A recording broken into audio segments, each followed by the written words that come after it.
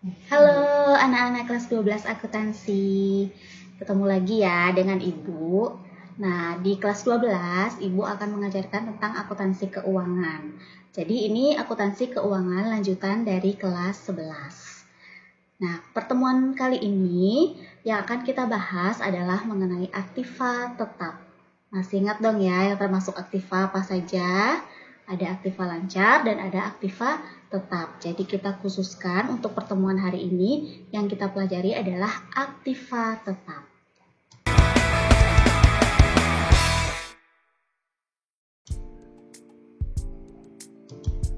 Kita belajar dulu apa sih itu aktiva tetap. Sebenarnya di kelas 10, kelas 11 juga sudah diulang ya. Jadi ini hanya pengulangan saja. Pengertian dari aktiva tetap itu adalah aktiva berwujud yang diperoleh dalam bentuk siap pakai dengan dibangun terlebih dahulu yang digunakan dalam operasi perusahaan. Jadi tidak dimaksudkan untuk dijual dalam rangka kegiatan normal perusahaan dan mempunyai masa manfaat lebih dari 1 tahun. Nah, yang dimaksud dengan aktiva tetap. Jenis-jenis aktiva tetap. Jenis-jenis aktiva tetap ada apa saja sih jenisnya? Pertama ada tanah. Jadi tanah itu adalah lahan ya, suatu lahan yang kita gunakan dalam kegiatan operasional perusahaan. Kedua yang kita kenal yang termasuk dalam aktiva tetap itu ada bangunan atau kita bisa bilang gedung. Jadi gedung yang kita pakai dalam menjalankan suatu perusahaan. Ada kendaraan. Kendaraan yang termasuk kendaraan apa? Misalkan mobil, truk, bus. Jadi kendaraan yang dipakai dalam kegiatan operasional perusahaan. Mesin. Nah, mesin ini biasanya digunakan untuk menghasilkan barang. Jadi itu termasuk dalam aktiva tetap. Ya, inventaris atau sama dengan peralatan itu juga termasuk dengan aktiva tetap. Dan alat-alat lainnya yang digunakan dalam menghasilkan barang dan jasa. Jadi inilah jenis-jenis dari aktiva tetap.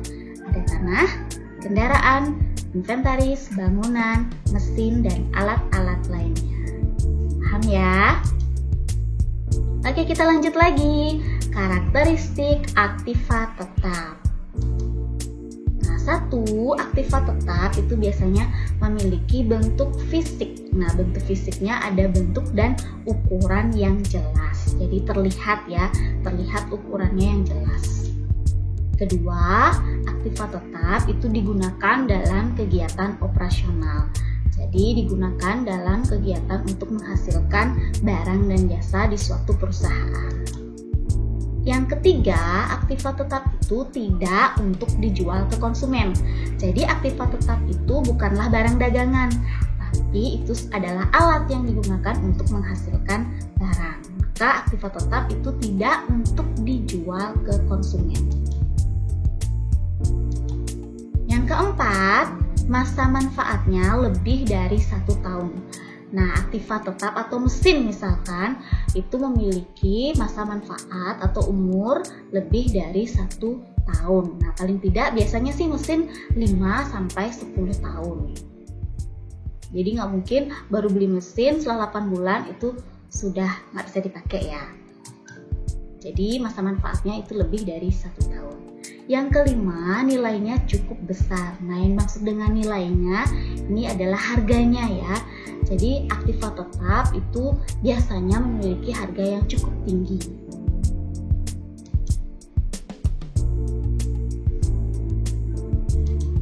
Nah, selanjutnya penentuan perolehan aktiva tetap. Bagaimana sih cara kita untuk menentukan perolehan dari aktiva tetap? Nah, kita tahu dulu apa sih itu harga perolehan. Jadi akan Ibu jelaskan apa yang dimaksud dengan harga perolehan. Harga perolehan itu adalah harga beli ditambah dengan seluruh biaya yang dikeluarkan untuk memperoleh dan menyiapkan hingga aktiva tetap tersebut siap digunakan. Nah, jadi harga beli aktiva ditambah dengan biaya yang dikeluarkan sampai aktiva itu bisa berjalan atau menghasilkan barang. Nah, harga itulah yang disebut dengan harga perolehan. Jadi pada prinsipnya aktiva tetap itu harus dicatat sesuai dengan harga perolehannya. Bukan dengan harga belinya ya, tapi dengan harga perolehan. Yakni harga beli ditambah dengan biaya yang dikeluarkan sampai aktiva tersebut bisa beroperasi atau bisa menghasilkan barang. Itu yang dimaksud dengan harga perolehan. Nah, bagaimana contohnya kita menentukan harga perolehan? Ini ada contoh kasus ya. Misalkan nih ada aktiva tetap berupa komputer. Jadi sebuah komputer merek Acer dibeli dengan harga 7.500.000 dan mendapat potongan tunai sebesar 10%. Biaya tambahan untuk install komputer dan pemasangan sehingga komputer siap digunakan yaitu sebesar 250.000. Maka harga perolehan komputer tersebut dapat dihitung dengan cara. Nah, ada nggak sih yang udah bisa ini? Coba kalian buat orek-oreknya di rumah ya. Harga belinya 7.500.000, mendapat potongan tunai sebesar 10%. Terus ada biaya tambahan, yakni untuk install komputer dan pemasangan komputer itu sebesar 250.000. Nah, berapa sih kira-kira harga perolehannya? Jadi ingat lagi konsepnya, harga perolehan itu adalah harga beli ditambah dengan biaya yang dikeluarkan sehingga aktiva tersebut dapat dipakai. Nah, kita jawab ya sekarang. Harga beli itu tadi adalah 7.500.000. Nah, saat membeli, karena ini kita membeli secara tunai, jadi kita dapat potongan tunai sebesar 10% dari harga beli. Potongan tunai 10%, kita cari dulu potongannya.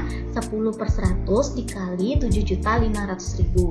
Hasilnya adalah 750.000. Karena mendapat potongan, berarti harga beli ini dikurangi dengan potongannya. Jadi mendapat hasil 6.750.000. 7.500 dikurangi 750.000, hasilnya 6.750.000. Nah, ditambah dengan biaya install dan pasang sebesar 250.000. Jadi total dari harga perolehannya adalah 7 juta, yaitu didapat dari 6.750.000 ditambah dengan 250.000. Total harga perolehan sebesar 7 juta. Nah, ada nggak yang udah benar di rumah? Jadi gampang ya. Pertama kita tentukan dulu harga belinya. Kalau ada potongan tunainya, maka itu mengurangi dari harga beli, terus ditambah dengan biaya. Nah, itulah yang dimaksud dengan harga perolehan. Jadi harga itulah nanti yang akan dicatat ke dalam jurnal. Oke, kita lanjut lagi. Nah, jadi jurnal transaksi yang tadi adalah komputernya bertambah, itu ditaruh di debit sebesar 7 juta, kas berkurang ditaruh di kredit sebesar 7 juta karena ini dibelinya secara tunai ya. Ya, lanjut. Nah, ini sebenarnya ada beberapa cara untuk perolehan aktiva tetap. Jadi, cara-cara apa saja sih yang bisa kita lakukan untuk memperoleh aktiva tetap ini? Pertama, perolehan aktiva tetap itu melalui pembelian secara tunai. Jadi, kita membeli aktiva secara tunai. 2, perolehan aktiva tetap dengan pembelian secara kredit. Nah, kalau ini berarti nanti munculnya utang karena kita membeli aktivanya secara kredit. Ketiga, itu adalah perolehan aset tetap menggunakan wesel bunga. Nah, ini sama sih secara utang, hanya utangnya itu berupa ada perjanjiannya, jadi namanya wesel. Dan kita harus membayar bunga dari wesel bunga itu. Nah, yang keempat adalah pembelian aktiva dalam satu paket. Oke, sekian dulu ya pertemuan hari ini. Nanti di pertemuan berikutnya Ibu akan jelaskan tentang yang satu, yaitu perolehan aktiva tetap dengan pembelian tunai. Oke, silahkan nanti materi ini kalian catat di buku catatan kalian. Minggu depan kita akan bertemu lagi. Bye.